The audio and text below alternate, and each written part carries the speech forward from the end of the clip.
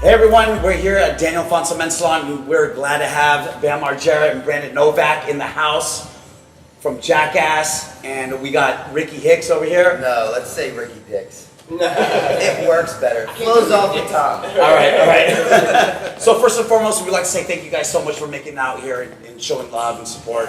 And, you know, thank you guys, man. We appreciate it. Yeah. Thank you guys, man. I'm stoked to be here, man. Absolutely. This place reminds me of my house. I got the same chairs over Literally. there. He has it in red. Kat Von D would have a hard on with all the taxidermy.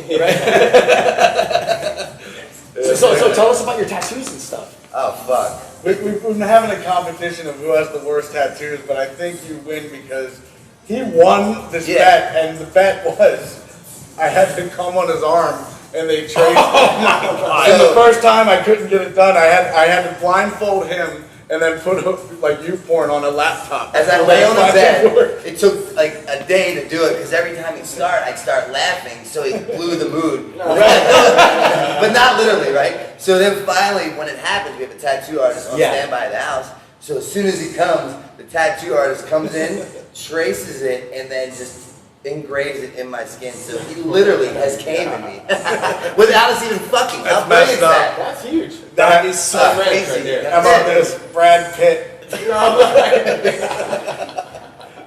Here, he drew this one, dude. Wow, we got it started right now. We got it started tonight. So like, in the skateboarding world, rollerbladers are gay, right? That's just a skateboard. So two dudes fucking like this way is gay, right? But two dudes fucking with eye contact is a whole other level. So it's And he went to jail right after I did this tattoo. That is so it's two crazy. rollerbladers, fully padded, missionary style, staring at each other's eyes as they fuck. His dick's hard while he fucks him. You guys the Bam tattooed that. No, he drew it. I drew it. Yeah. Yeah, dude, we could go on for hours. This is the one you hate. Yeah, I can see that. Yeah, So Ricky and Brent, how did you guys meet? I slid into the DM. yeah, and you didn't even That's awesome, man. Yeah, That's awesome. I didn't ask first, you know what I mean? Yeah. I like forceful manner.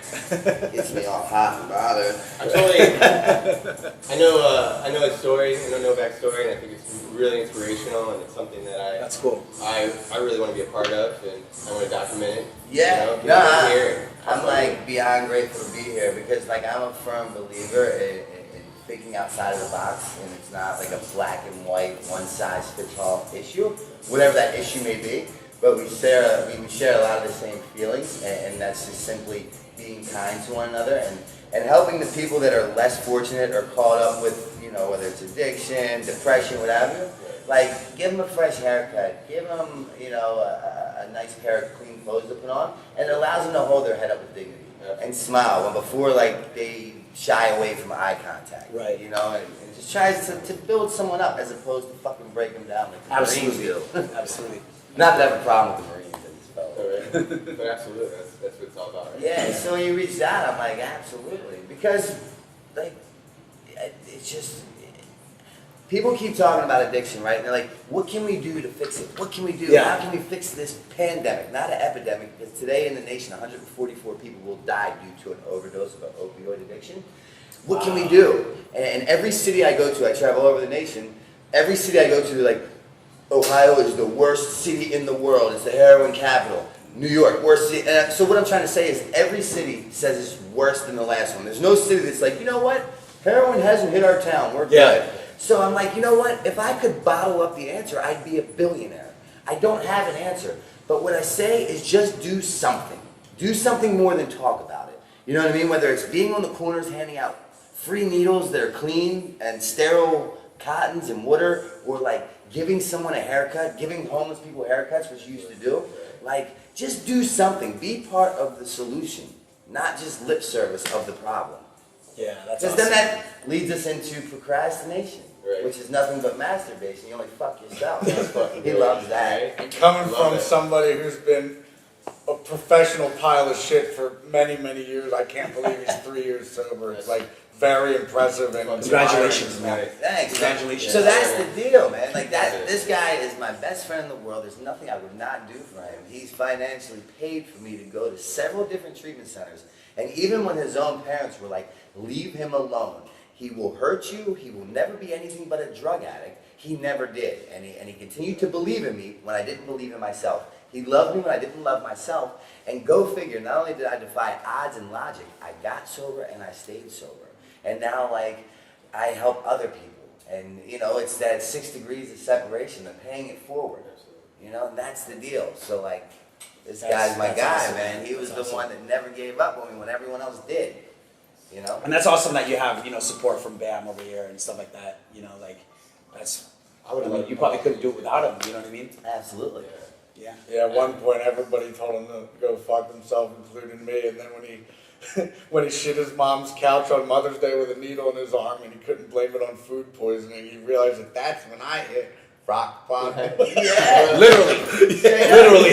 But it was the worst rock bottom in the world because, believe it or not, I've hit much lower bottoms. I've hit much lower bottoms. But that day I hit the worst bottom ever because my bottom came up to meet me. Because I knew there was a better way up and out of my position, provided I get the fuck out of my way. Yeah. But the reality is I'm the kind of guy that I know everything. I know everything. So really there's nothing you can tell me to make me change my behaviors or my mannerism. And then I finally got to a point where I was demoralized in just such a fashion from drugs and alcohol. I was beaten into a state of reasonableness that what I realized, and it was such a freeing experience, is that I know that I don't fucking know. So I went to this last treatment center, and even Bam said, he called me, he's like, what the fuck, why your 13th rehab? Like, did you Wow. Yeah, like 13, yeah, it's really gonna work. Lucky number 13. Yeah. Yeah, I got a tattoo there, man. And you know what, I just moved into a new place, and my number is 13 on the door. The guy's like, I hope you're not superstitious. I'm like, that's my fucking number, man. Right.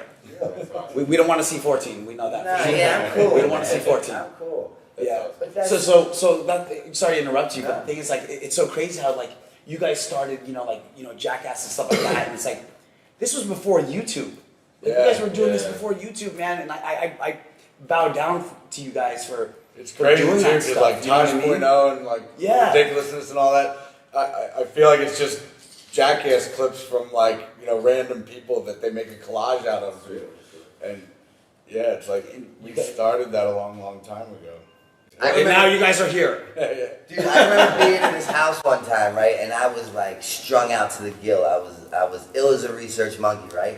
And all of a sudden the doorbell rings at your mom's house, at the house. And I go and open the door, and it's a FedEx package, and it's just a folder, and I open it, and it's a fucking check for $1 million. And I'm like, wow, like from all this, you know what I mean? Like that's like it's insane. And I'm like ill, trying to come up with $10 to get it back, and I'm holding a check for $1 million from his fucking ass. Wow. So and you still live in the same place in what location? Yeah, in Westchester, Pennsylvania. I've never moved. That's so crazy. Every time I come to LA, it's always like Paramount paying for like the hotel, and I'm like, it's $400 a night, and then we wipe out the mini bar, so that's another $600. Why don't you just give me a place here? But for tax purposes or whatever, they can't write it off. Wow. So, and you're just keeping it real at that. yeah, so I never moved to LA. Yeah. I like the season changes too much. Yeah. I like fall. I'm not really a summer guy, so I like to come and go. Yeah, I'm originally from the Bay Area and stuff. And where are you from? Midwest. Midwest. Oh, you're from the Bay Area? Yeah, the Bay Area. Yeah. I like the season changes. She's from Petaluma. Oh, okay. All right. Get in here, man. I'm just kidding. That's cool, man. So what are you guys gonna do? What's going on? Oh, we're gonna make them look fresh, man. Make them look fresh. Does it give you an awesome flat top? Well, that's the deal. When I came in, I A was flat like, top, bro. well, yeah, it is I'm like just a kid and play there. I thought about Hey, it. we're bringing it back, man. We want to bring it back. Dude, everything goes in cycles. It won't shock me tomorrow if flat tops are in. Yeah. And then you're like, God damn it. Just not on you. Yeah, or the next guy. But when I came, he's like, so what do you want to do? And I'm like, well, when I go to get a tattoo, I just tell the artist what I want. Or sometimes, unless you're doing it, you just do it. But I'm like, this is what I want, and then I let them draw it and do it. I'm not like, all right, no, you should do it this way. So really, you're the artist, and you just do what you do. I'm not going to block your creativity, because I think I fucking know. Because I never want And I gotta beat Knoxville right now at the Roosevelt. Cheerio. Well, Bam, thank you so much for showing up, man. Much love and respect. And